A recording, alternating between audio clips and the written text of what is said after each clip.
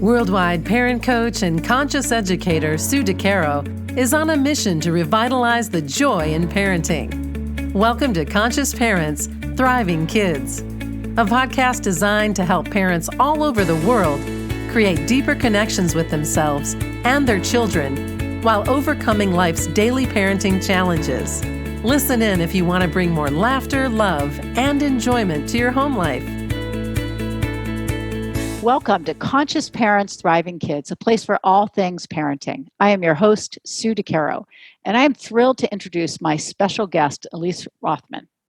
Ilyse creates a happier world, one well-being at a time. She specializes in how to recognize, release, and restory the limiting beliefs and subconscious scripts that is at the root of one's perspectives, choices, health, relationships, and fulfillment.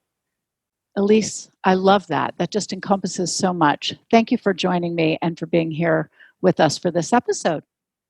I am thrilled to be here. I'm thrilled to be hanging out with you once again. This is like our third round. It's our third hangout. That's right. Third hangout in 1 month. That's in right. 1 month. Look how amazing that is. You know, our connection is that profound, I believe. It is, and we're both working to bring and create and help people have the happier world that you talk about. So I love it. We have Absolutely. so much in common. So let's start by talking about the word conscious. Mm-hmm. People are talking about that a lot these days and, working to live consciously. The podcast is called Conscious Parents, Thriving Kids. So let's talk about living a conscious life, creating that life that we dream of, one well-being at a time. What would you say is your definition of being a conscious person? Well, it's interesting because conscious is a very broad word. We think of being conscious as all of a sudden we're connected and we have this revelation and we're woke. But what are we woke to?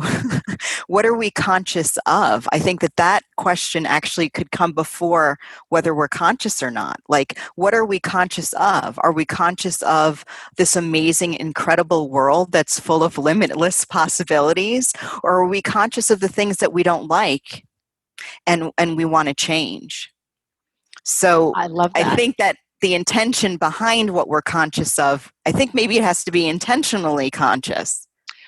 I love that. And we can be conscious of so many things. And I love what you just brought up, because when we're conscious of the world around us, or, what we love about the world or how we connect to the world at large, that's a beautiful gift. And at the same time, it's a beautiful gift that we offer ourselves when we're conscious about the things we don't like, when we're connected and see clearly what we don't like, or we don't appreciate, or what we didn't like in our upbringing, or what conditions don't suit us anymore. Because if we're not aware of these things, we can't move forward in a different way, even a baby step of a change to make a difference for ourselves. Absolutely. And it's beautiful to be conscious of where we're focusing, right? And that's the whole concept of flip your script, which is a coaching program that I've put together, 3 steps about recognizing, which is about being conscious, releasing and letting go of the things that we're consciously aware of that really aren't working, and then learning how to restore, right? How to restore in our own way of thinking, in our own way of seeing, in our own perspective, the world that we want to be the creator of, right? Because we actually have come here to create, right? We have. And we do a lot of co-creating too, because all of those people that are in our surroundings are part of our creation. Yes, like being a parent. Like being a parent. That's right. That's right. And where we come from. So let's talk about recognizing. You mentioned recognizing, releasing, and restoring. And I love those three steps. So talk about recognizing. When we are, awoke, let's say, when we start to wake up and see things that we don't like, or recognize in our life what makes us perhaps ill, perhaps uncomfortable, perhaps nervous, perhaps creates a lot of anxiety or annoyance. I mean, whatever it might be, when we start to see these things in your work, how would you define the next step once somebody sees something? So the first step in recognizing is obviously being conscious and aware of whatever it is that's coming up within you, within me, right? Because that's the first indicator. What is it bringing up in me? Right? Not what is somebody making me do or making me feel. The feelings are already there. So I see it as, I use an analogy about a cup. If a cup is full of water and it gets knocked over, then what comes out? Water. If there's a glass of wine and the glass of wine gets knocked, the wine comes out. And I'll ask a lot of people, well, why'd the wine spill or why'd the cup spill? And they said, because the cup got knocked. But that's not true. It's because that's what was in the cup. True. If it was empty, there would be no spillage. Right. The cup would just knock. Or, when we get knocked, like this whole global plot twist right now was a big knocking of our cup, so to speak. And so are you full of anxiety? Are you full of fear? Are you resentful and angry and blaming? Or are you recognizing, wow, this is an opportunity to create in ways that I haven't been presented with before? Right? So that's the first step in recognizing is what is coming up. How is it making you feel? Yeah. And that can be a long journey in and of itself of connecting with those things that are making you feel a certain way and finding the patience and the wherewithal to stay with it, right? To examine it, to continue to look at what is making you feel this way. Here's another. Oftentimes we go through life where we're feeling a certain way and we're looking out externally, as you said, perhaps we're blaming somebody for making us feel X way, but no one can make us feel any way at all unless we give them the power and not hold on to the power ourselves. Well, and there's a couple of ways to look at it. I love the recognizing part. So I also have another 3 steps that parallel the recognize, release, and restore process. And the first is eyes on your own paper. And that's the first step, right? That connects with recognizing. You have to get your eyes on your own paper. And that means recognizing whatever situation, how you're feeling in relationship to the life that you're really co-creating. Mm-hmm. If not really playing a major role in creating.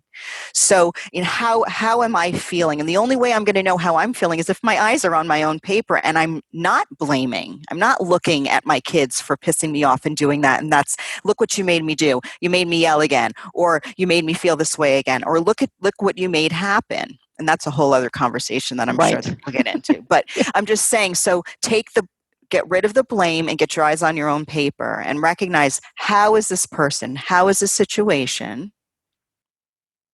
How am I feeling in relationship to it? Not how is it making me feel, but how am I responding and feeling in relationship to this? Yeah.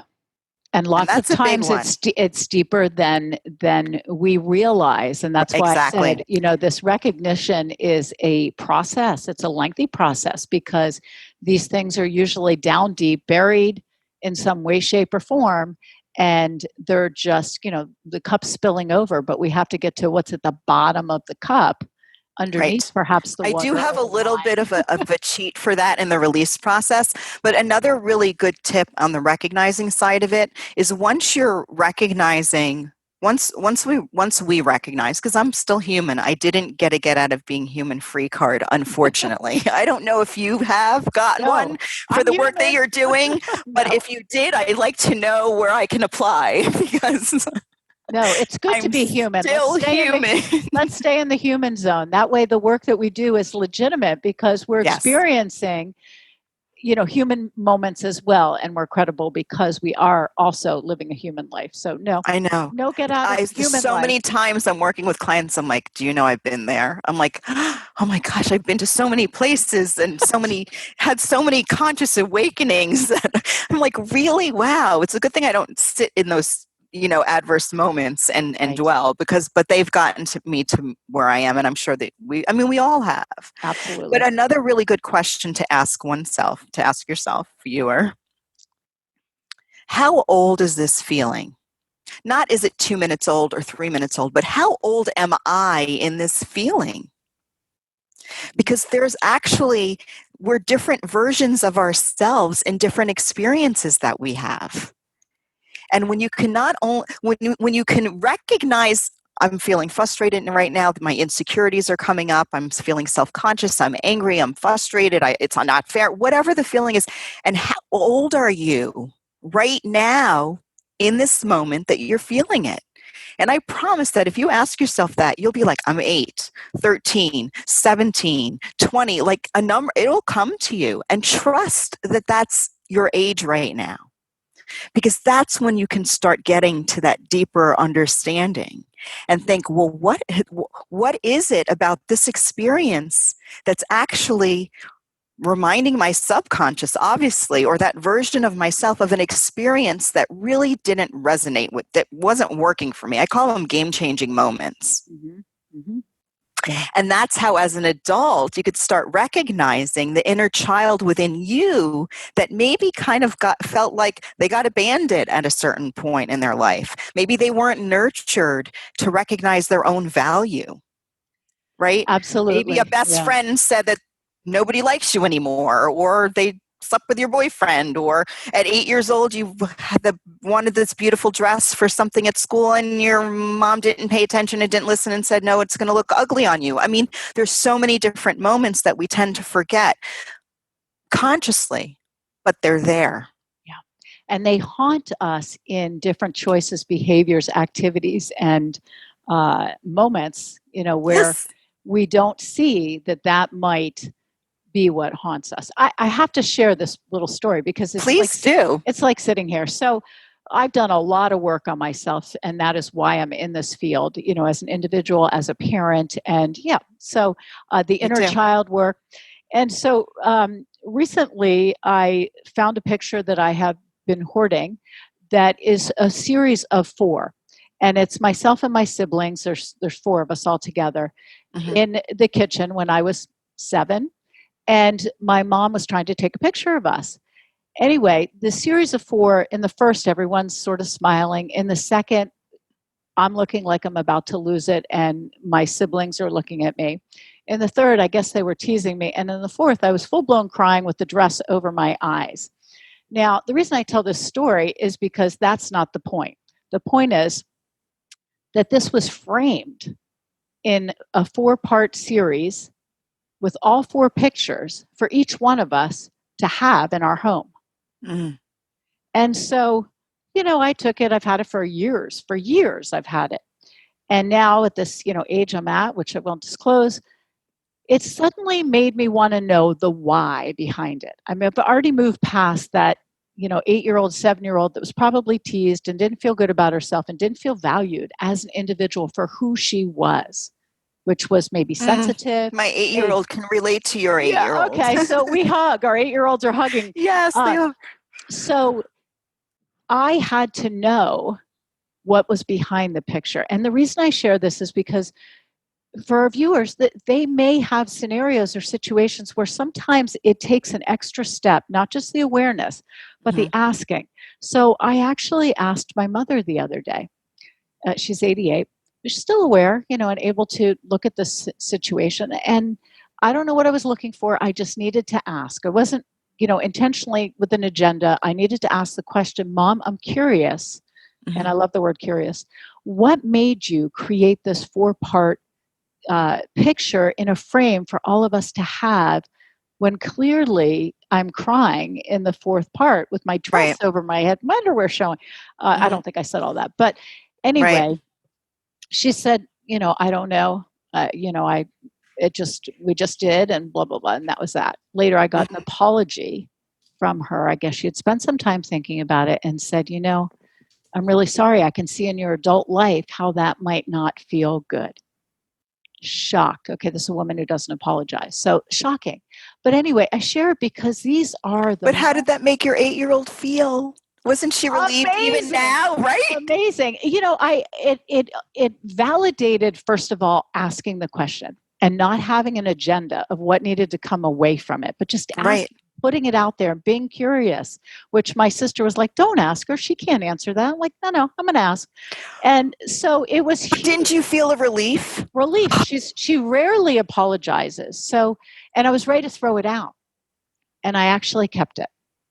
And I don't know why, but I'm not, making a decision. And her answer probably didn't even matter. Like she just didn't know. We don't think about it.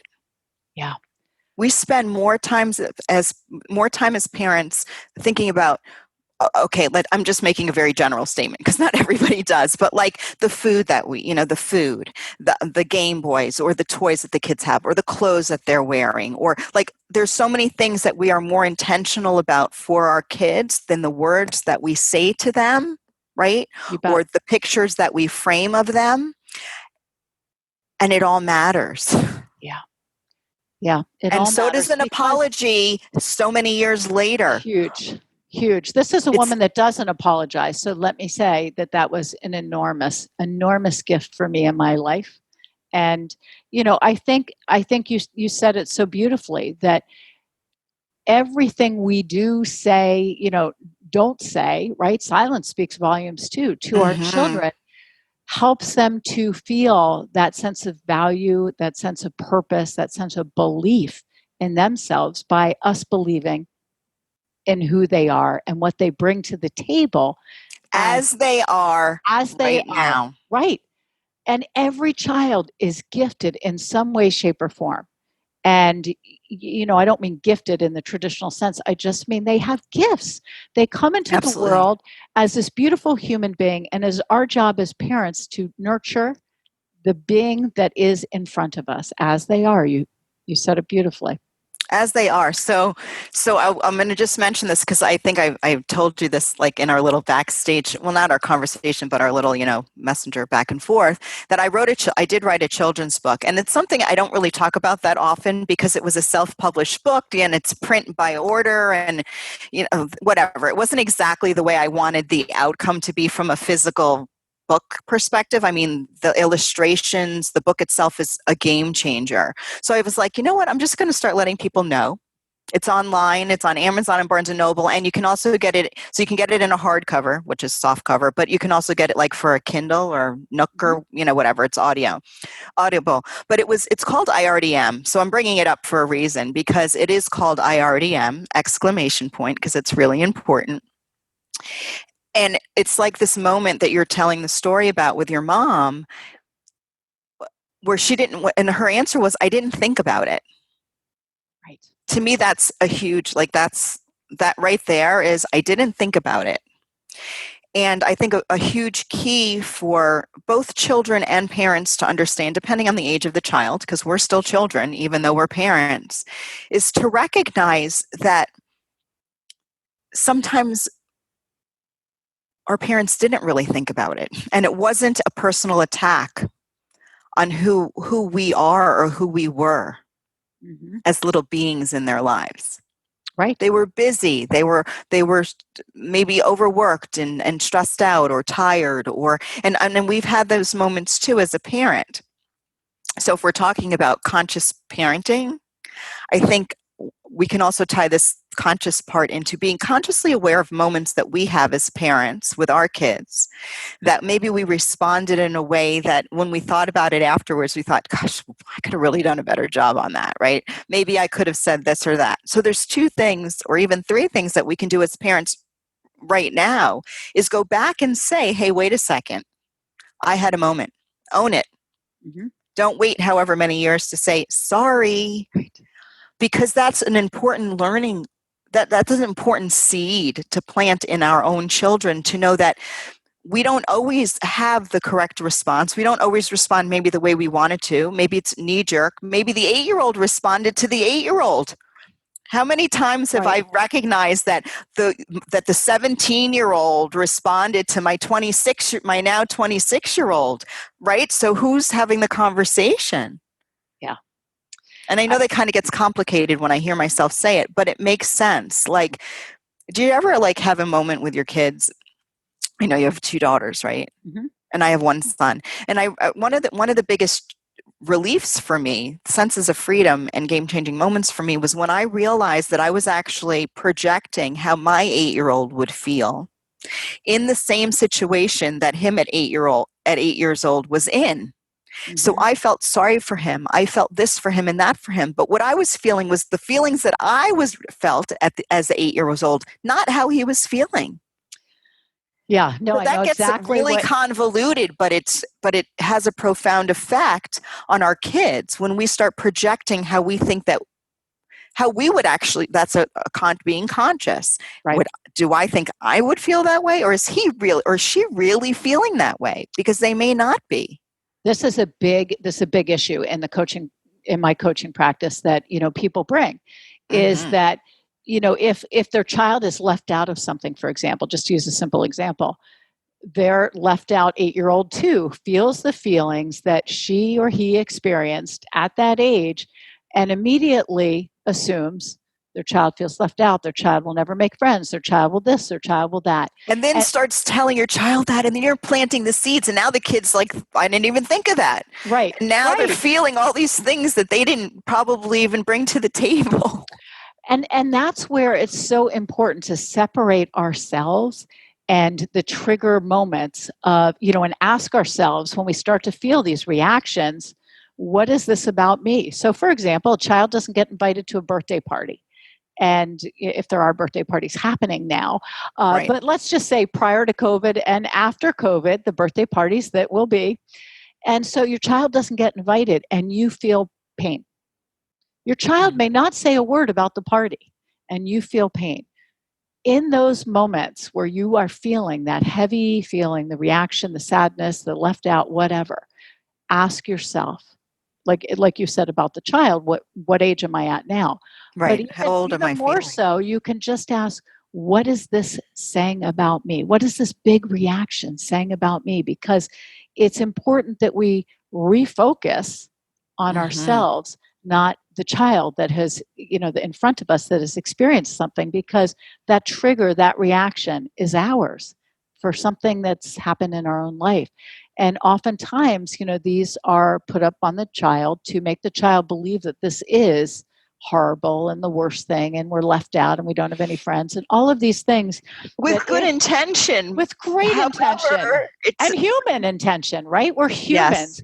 But if we can step back and recognize that these are our emotions because we were left out, or we felt sad, or we didn't have this, or we didn't have that, and look at our own past history before we even come to our child. Because as they say, I think it was Pam Leo who said, to have a child is to forever wear your heart on your sleeve. Right. So the heart comes out of, the body, it goes on the sleeve. The child experienced something, and then you're carrying it all around like it's your own experiences. And we do a disservice to our child. Immensely. Huge. And that's actually one of the biggest disservices, to be honest. So I know that we've had a conversation before in a couple of interviews that we had where actually I was on your side and you were on my side. That's right. That's right.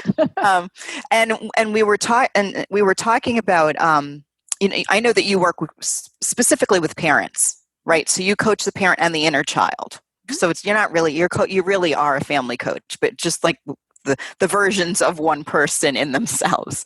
Well, I work with families, but I work with the children too, but I don't work with them together. I work with them all individually.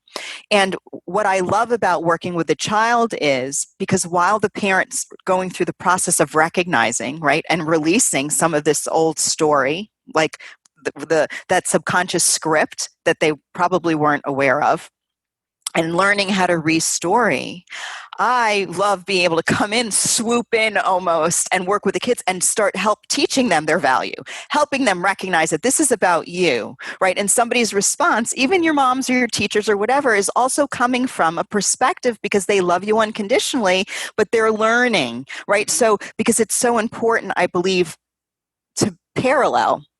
So when the family now is being kind of coached into the grandest version of themselves and learning how to be creators in their life, then they get to come together. And there's not so much pressure now on the parent who probably feels immense guilt, right? And what did I do when I didn't realize it? Let it all go. That's a whole other process of releasing. Right. But the child now is independent and really also not so dependent on the parents' I don't know, confirmations and, all these things, that they're recognizing their own value through their own growth process. Right? So I can't be happy enough for a child who's not happy to be happy. And a child who's happy really can't be happy enough for a parent who's unhappy to be happy. So it takes a lot of that pressure off to be something for someone that you really can't be. Well, not only that, to take it a step further, happiness, and I like to include these together, happiness and success, right? Every parent wants to see their child be happy and successful. And, one of the things that I think is important to remember is we have no idea as one human being what another person or human being or child in front of us, what success looks like for them. Absolutely. And what happiness looks like for them. So, I think when we say happiness, I want my kids to be happy, I want my kids to be happy in a way that serves them. Not right, serves exactly. me. They're not here on this earth to fulfill my dreams and wonders for them. That's another thing we have to release, because our agenda for our children is not going to be fulfilled by our children. They're not exactly. here. I mean, let's hope not. They're not here to fulfill every whim, every idea of what, this particular being on this earth should be. And another good question to ask during the recognizing, and then I'd like to tap into literally a bit of the release process, Sure. But asking, are we waiting for something to happen, like our child becoming this way, or our child now finally doing this, or something outside of ourselves? And now I'm talking about being a parent. Are we waiting for something to happen to then give ourselves permission to start creating what we want in our lives? Or are we creating already the life that we want to be living and leading by example, by being a creator? So then the child can look up to the parent and say, wow, so this is what it's like to create. This is what it's like to actually be a creator. Yeah. So are you waiting or are you creating as a parent? And it's really important. We just talked briefly about my extensive journey through my life. And for a majority of that, I was a single parent. And I parented and lived and explored and created, and he was right along with. And are you waiting? Because if you are waiting, then you're probably going to be encouraging your children to be waiting as well for something to happen maybe without intention. I think that's such a good point, because we are the models for our children. It's no longer do what I say, not what I do. It is all about our children watching how we navigate our life, how we cultivate our own stories and successes and feelings and comfort and everything under the umbrella of life, and how we live our life under that umbrella. Absolutely. Is what we're passing on as a legacy by modeling, not by spoon feeding. Spoon feeding no longer works. It's really about what you do. So, I have. Sorry, I didn't mean to cut you off. No, I was just going to say, talk a little bit about the next step releasing. in terms of releasing it. Yeah. So the releasing part, I do. I'm going to make a quick comment. So I usually say the seeds of thought we sow grow, but really it's the seeds of thought and action we sow grow. Right. Yeah, and sure. and our actions start with thoughts, right? And a belief. And there's a whole process there. And that leads into the releasing part. Okay. So once now we've recognized, okay, what it is maybe we don't want. Let's just start there, which is not a place I normally start, but it's a good place to start flipping it, because we want to flip from waiting to creating, right? We want to flip from limited beliefs to limitless possibilities, right? Limiting beliefs to limitless possibilities. That's a good flip right there. Right. So once we become conscious and aware, and I don't even have my band on, but I created actually these physical flip your script bands, because flipping the script is flipping that subconscious script that's keeping us stuck, right? And holding us in a holding pattern of a story, right? Because it's all a story. Anything that we tell anyone, I'm telling you a story. Whether it's an experience that I had, whether it's something that I'm excited about, it all is a script. It's a story. So So you have to release and create space. There's a lot of people advocate for, positive thinking, positive thinking, positive thinking. Yeah, and ultimately that's the goal. But what if you were like, since I'm in Florida, I'm going to use oranges and it's the orange season. What if I was going to go to the orange orchards and I was going to start picking these beautiful fresh oranges, and somebody said, we don't have any more bushels left, but here's a bushel, but it's half full of oranges and some of them are kind of rotting, but you can put the new ones on top. Okay, so the half rotting oranges are those old beliefs, the limiting beliefs, the negative thinking, the waiting. Mm-hmm. And now I'm picking these beautiful oranges, these positive thoughts, and I'm putting them into this bushel of half rotten or negative thoughts, seeds of thought, right? Thought weeds, I call them, right? Yeah. So what's going to happen? Those beautiful oranges can only stay beautiful for so long because the other rotten, the negative thinking, those thought weeds, as I call them, are going to start to infiltrate and take over those beautiful oranges, and they're going to rot too. It's very difficult to try to fake it till you make it. It is a path. Yeah.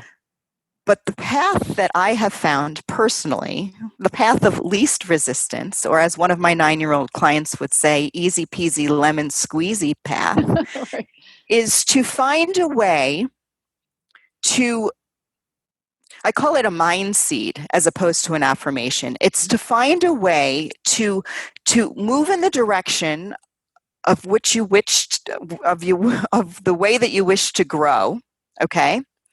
But having it be believable. So like, today's a great day. I mean, it is a great day, but if you wake up frustrated and overwhelmed and you don't feel well and your body hurts and it aches, it's really hard to keep saying it. And you probably feel worse when you say it because you're not feeling it. But if you say today's a great day for a great day, it takes the pressure off. It's a great day for a great day. Well, how do you get there? So it's a new way of restoring. But before you can even get to that part, I have found the most amazing, what I call dental floss for emotional plaque. And that's very like layman terms. But it's called emotional freedom technique, or EFT, or tapping, which is a little bit more mainstream now than when I started 9 years ago. And it was on my own personal journey that I was blessed to be able to find EFT and tapping. And I didn't really, at first I was like, what is this? And what it is, in very simple terms, it's like acupuncture and modern psychology without the needles, is the best way to describe it. Right. Okay. And it's a form of tapping on acupressure points. Almost the way that I would describe it is, our meridians are like wiring in a house. It's where our energy travels, right? And very specific, like wiring in your house, you'll have an outlet where you can plug in your plug, right? So your computer, if it ran out of batteries and you plug it in, now your computer's working again. It's not that the computer doesn't work anymore, it's just not plugged into the proper energy source when it needs it. So if there's a short in the wiring in your house and you do plug that computer in, you could blow the fuse in the whole house. You can, destroy your hard drive, or your computer could never work again. Well, the same holds true with our meridians and how the energy flows through these meridians. And that a lot of times is at the root of disease, when our energy isn't flowing properly. I call it emotional plaque buildup, because our emotions drive our energy. If our emotions were if our energy had a designated driver, it would be our emotions. Mm-hmm. So our emotions are the DD for our energy. So as we were talking about in the recognizing part, a lot of times we are stuck with childhood memories that are in our consciousness but are subconscious and we're not aware of. Yeah. And that has built up to some energetic plaque. And where that shows up in physical disease is an area that I specialize in as well, because I can tell the physical area where it's the physiological manifestation of that emotional plaque buildup is an indicator for me where some people may be stuck. I don't know their personal story because I'm not that psychic yet, but everybody's story is their own. So I use this EFT to help my clients start to release what they've now recognized, to create the space right? Pull those thought weeds, pull the weeds of belief that have been holding you in a pattern that a lot of times parents don't, they'll respond again in a certain way, and they will be so upset with themselves that they did it again. I told myself I would never respond this way again. And I'm going to tell you why. It's not your fault. It's not your conscious fault.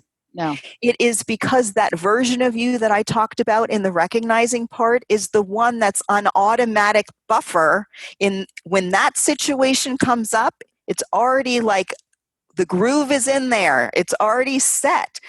That version of you, the 17-year-old, the 8-year-old, she's responding that way. He's responding that way. And until we get that energy flowing, or with EFT, or tap out that emotional plaque, it's very hard to fake it till you make it. It's very hard to change. You can do it. It's definitely possible, and I've seen it before. But EFT goes into that subconscious, into that amygdala, that flight, fight, or freeze part of our brain, and kind of brings it to a point where we can now get into what's happening in what I call that subconscious hard drive. Memories come up. Things that people don't even think were like important. Like silly little moments to them in their mind were game-changing moments to the version of themselves that they affected so profoundly. And they're playing out in their life every single day, because every response, every person showing up, every relationship you attract. Yeah. Any child you bore. Like it is in this... Repeat. It's on repeat. Repeat. Yep. But when we start to change that, and with EFT, it's amazing. And normally when I do an interview or something, I love to do like a full-on tapping, or what I call like a tapping rant with somebody in the audience. But you can physically feel the shift. Mm-hmm. And I've used it throughout my own healing journey. We talked about this briefly, backstage, that I was paralyzed at the age of 18. I had an autoimmune disease that affected my peripheral nerves, and I was paralyzed. Talk about a game-changing moment. And even though I used this power of belief that I was gifted to have this knowledge, it was like this almost, I don't know, nobody tapped me on the shoulder. I didn't hear weird voices. Nobody showed up in my dream. But I did have this understanding that my perspective and what I believed and how I thought was really creating my reality. And I put it to the test. And instead of waiting 3 years to maybe walk again, I said, in 3 months, I'm going to walk out with no cane, with no PT or anything. And I did. It actually was amazing. It also gave me something to focus on while I was in this horrible situation. But after that, I went through anxiety. I went through years, and I still kind of have pockets of it, where if I had an ache or a pain, I would freak out. Like I couldn't trust my body, because it came on so suddenly that not being able to trust your own body is like the scariest fear, I think, because if you can't trust what's going on inside, then it's really hard. It's really hard. Outside is fine. I don't care what the political environment is, or religion, or global plot twists with COVID or anything like that. But for me, that's where my fear would lie, because I went through that game-changing experience. Mm-hmm. So I was on this journey to find something that I could start to go in and delete some of these old tapes and beliefs that were running really my paradigm. And so that's where I found this tapping in EFT, and it was a game changer for me. I like quick, easy, fast. What I love, easy, fast. Right. And what I love about your story is you have lived what you do. You've lived through Absolutely. it. I feel similar, but with I wasn't paralyzed, but paralyzed comes in many different forms. That's true. We can be mentally or emotionally paralyzed. But I think that for our listeners, this is something to keep in mind, that you can do this. It is, yes. your gift to yourself to move through some of the aches and pains and things that are showing up in your life that don't insecurities and anxieties, fears that don't offer you the platform to live your best life in the best way to serve you. And I think that I'd love for you to share where people can find you and where they can connect with you for Absolutely. the EFT and help with the emotional plaque buildup. Yes, emotional plaque. I thought dental floss for emotional plaque. Who can't relate? Everybody can relate. Don't call the dentist, though. Call Ilyse. Right. Don't call your they dentist. deal with the other plaque. No, I'm not a dentist. Teeth are not my thing. Although teeth teeth represent so much. Boy, if somebody has gum and teeth issues, call me because we need to chat. But so there's a few places that I can be found. Actually, we met on I guess it's a podcast, but it's live. It's more like a video cast, a live weekly show called Flip Your Script Friday. I am the founder of Flip Your Script Coaching, which is really founded on everything that we just talked about. Recognizing where you're at, where your focus is, start to release some of that and create space. I call it pull those thought weeds so you can plant these new mind seeds and now learn how to restory and rescript your life. So I've been blessed to share Blue Talks is like a new TED Talk, but it's about business, life, and universe. And there's a Flip Your Script stage on Facebook. It's called Blue Talks Flip Your Script Experience. So I could be found there weekly. Every Friday I'm there, and we have videos that are archived as well. And IlyseRothman.com. Don't have my full name out there, but I can go in. I don't know if there are comments somewhere, but it's my full name. It's ILYSE Rothman, ROTHMAN.com.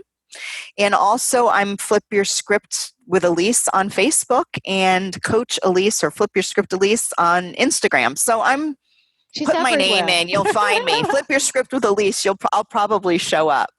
But it's interesting because I've been traveling with my fiance for about 2 years. We've been RVing all over the country, and I've always worked with my clients virtually. One of the things I think is so important to recognize now that a lot of people are home, that if you are working with a coach like Sue or myself or anyone that you're working with, and recognize that you're going through a healing journey and you're home, that's profound. To be able to, because a lot of times home brings up anxiety for people.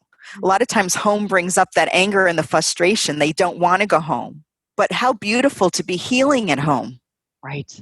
Yeah. How beautiful to be in your home and have this whole definition and whole relationship to where you live change. Because now it's a place of transformation and elevation, right? And creation. It's beautiful. So I love that we have an opportunity to help people now shift their whole relationship to what home means to them. Yeah. It's the old saying, home is where the heart is. And so it's true. So you are where you are. You are where you are, but getting back to the heart space and the connection to the heart is beautiful. Huge. Well, Ilyse, thank you so much for being with me. We could talk forever and ever. We just have so much in common and so much to say.